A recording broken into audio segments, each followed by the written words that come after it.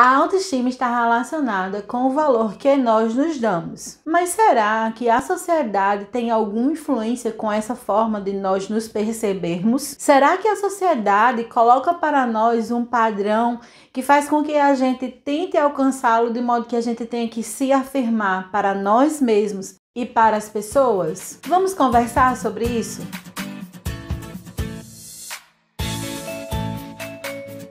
Olá, meus amores, tudo bom com vocês? Eu espero muito que sim. Eu sou Selminha Soares, sejam todos bem-vindos a este canal. Esses dias eu estava conversando com uma amiga e seguidora lá no meu Instagram sobre a baixa autoestima feminina. E nós estávamos conversando justamente que essa baixa autoestima às vezes nem está tão relacionada ao fato de como a mulher se valoriza, mas também de coisas estruturais externas, ou seja, a sociedade, como a mulher é tratada durante toda a história, ou foi tratada, melhor dizendo, durante toda a história e tantas outras coisas. A gente conversou sobre o fato da autoestima baixa estar muito mais além do que o simples fato de não perceber o seu próprio valor, de não se valorizar como deveria. Inclusive, aqui no canal eu falo muito sobre autoestima e eu aconselho você que dê uma olhadinha nesses vídeos, tá? Mas enfim, a gente chegou à conclusão que pode ser algo até mesmo espiritual. Nessa minha conversa, a minha seguidora e amiga comentou sobre a Jane Austen. Eu não sei se vocês conhecem, eu não sei se assim se pronuncia o nome dela, mas eu vou deixar aqui para facilitar a vida de vocês. Pois bem, essa escritora, ela ficou ali famosa em meados de 1800, tá? Ou seja, uma escritora clássica, uma escritora mais antiga. E ela fala muito sobre os costumes da sua época, de como as mulheres se comportavam, de como as mulheres eram tratadas e de como isso influenciava em como a mulher se valorizava nessa época. Se você nunca leu nada da Jane Austen, como é o meu caso, eu confesso, eu nunca li nada, mas eu posso lhe indicar que você tem algum tipo de contato com a obra dela, como por exemplo o filme Orgulho e Preconceito. Esse filme eu assisti.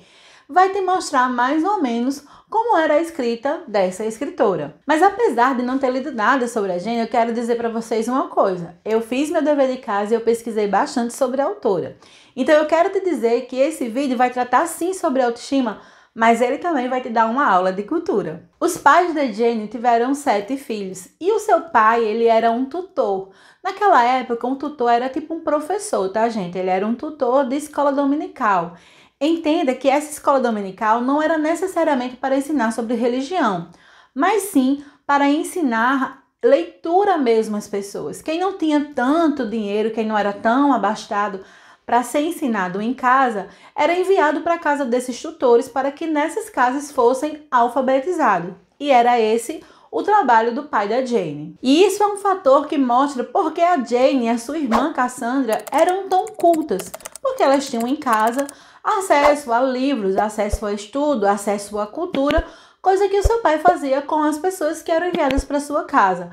Na maioria das vezes, homens, porque a educação naquela época era muito voltada para o sexo masculino. As mulheres eram mais destinadas a instruções a respeito de como cuidar da casa, ou seja, doutrinas domésticas, doutrinas religiosas, morais, talentos, e aí esses talentos a gente vai ver pintura, tocar um instrumento, cantar, coisas que a Jane deixa muito claro, principalmente nesse filme que eu citei para vocês, Orgulho e Preconceito, que ela não valorizava muito. Inclusive, ela coloca isso como uma forma impossível de ser alcançada. Ela distribui todos os apetrechos que uma mulher digna deveria ter e ela diz, não tem ninguém que consiga fazer tudo isso. Outra coisa que Jane deixa muito claro nas suas obras é que é para as mulheres daquela época se destacarem, ou elas tinham que ter muita beleza e abusar do espartilho, ou então elas tinham que ter, de fato, muitos talentos, cantar bem, tocar bem, bordar bem, enfim. As obras de Jane denunciam que isso fazia com que as mulheres tivessem uma valorização pessoal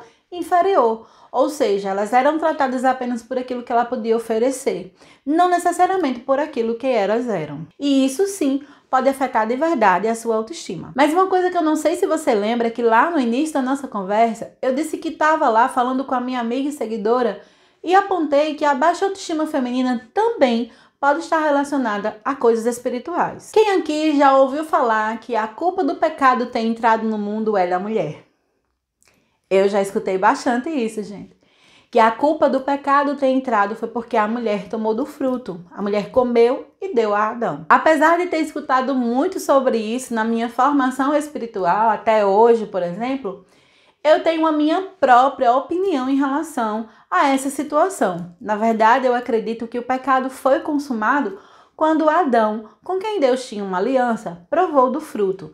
Na minha concepção, isso se explica no versículo que diz que quando ele comeu, os seus olhos foram abertos. E mais, eu não acredito que ele tenha feito isso porque a mulher induziu ele a fazer.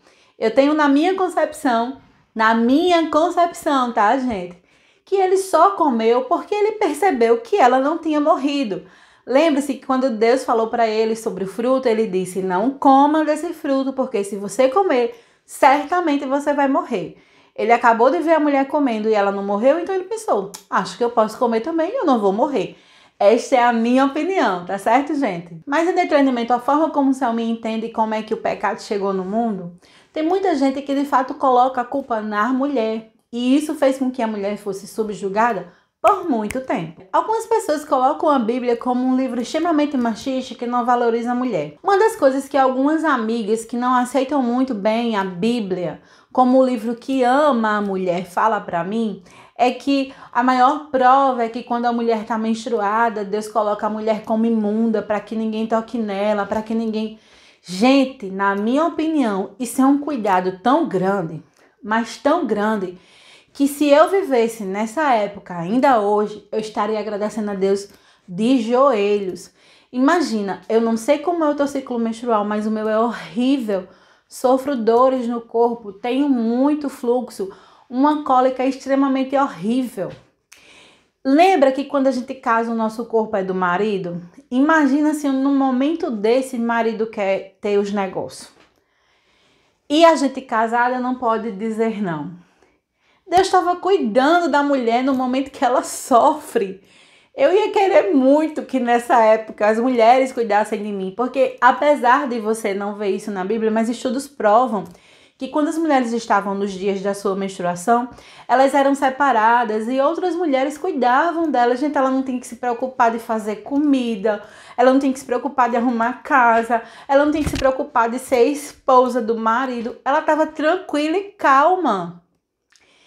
Eu acho que isso é um grande cuidado. Mas, de fato, se eu agora, na atualidade, tenho sido ensinada de forma equivocada que o pecado entrou no mundo por causa da mulher, imagina antigamente. Então, mais uma vez, a gente vê aí a estrutura da sociedade mostrando a mulher que ela tem um valor reduzido. Mas agora raciocine comigo. Quem é que, de fato, ganha quando você não se dá o valor que você tem? Quem é que de fato triunfa quando você não percebe quem você é para Deus? Eu tenho entendido e eu falei para vocês em outro vídeo aqui sobre autoestima, eu vou deixar o link aqui embaixo, eu aconselho que você assista, que isso está fortemente ligado à nossa espiritualidade. Quem ganha quando nós não nos vemos como nós deveríamos ver é o diabo. Porque quando nós temos a baixa autoestima, nós nos relacionamos com pessoas que não deveríamos. Quando nós temos baixa autoestima, a gente se trata de um jeito que nós não deveríamos tratar. O nosso corpo adoece por causa da nossa doença emocional. A gente tem muitos outros problemas. Até mesmo na igreja, nós não nos vemos capazes de agir ou de até mesmo usar os nossos dons na igreja porque a gente acha que não tem valor. Quem é que ganha com isso? Agora você já sabe a resposta. Então, na minha opinião, eu acredito que agora é a sua também, a nossa baixa autoestima só faz um vitorioso, que é Satanás. Para vencer essa autoestima, é óbvio que nós podemos fazer coisas práticas. É óbvio, e eu já dei muitas dicas sobre isso aqui. É óbvio que a gente pode fazer coisas palpáveis, mas a gente também tem que investir na esfera espiritual. Se você soubesse o que Deus fala de você, se você soubesse o que Deus pensa ao seu respeito, você nunca teria autoestima baixa. Para início de tudo, a mulher foi planejada para um fim. Sem a mulher não existiria família, queridas. Imagina, é necessário o gameta feminino para que o gameta masculino fecunde, senão não existiria procriação. Nós somos planejadas por um Deus de amor, para exercer um papel importante. Se a família é o núcleo da sociedade, a família só existe porque nós existimos. Olha só, logo, a sociedade só existe porque nós desempenhamos o nosso papel primordial, mas não necessariamente o nosso único papel. Outra responsabilidade da mulher é de manter a sua casa ajustada. Nós somos as pessoas que governam os nossos lares. Se o marido, olha, tiver problema, a gente tiver em paz com Deus, a gente ajuda o marido. Se o filho tiver problema, mas a gente tiver em paz, a gente ajuda o filho. Mas se a gente tiver problema, a casa tem problema. Porque Deus colocou a gente para gerir o nosso lar. Se a gente é responsável pela educação dos nossos filhos, óbvio, calma os rapazes. É óbvio que os homens têm também a sua responsabilidade. Mas quem é que é mais? Quem é que vai mais para as reuniões de escola? Quem é que dá mais palmada quando o filho está rebelde? Pois é, na maioria das vezes o cargo de educar de fato os filhos recai sobre a mulher. Olha só o grande papel que nós temos quando nós geramos filhos e nós os criamos como eles devem ser criados no caminho. Esse filho se torna apto para a sociedade, um contribuinte bom para a sociedade, um bom homem, uma boa mulher. E a gente faz com que essa sociedade doente possa vir a ser sarada por causa do fruto que saiu do nosso ventre. Gente, ser mulher é de fato uma bênção de Deus. Você só não consegue encontrar o seu valor se você não está escutando o que Deus fala ao seu respeito. O seu valor para Deus não está relacionado ao formato do seu corpo, ao tipo do seu cabelo, ao seu tamanho, à sua voz, à cor da sua pele, aonde você nasceu. Isso não importa para Deus.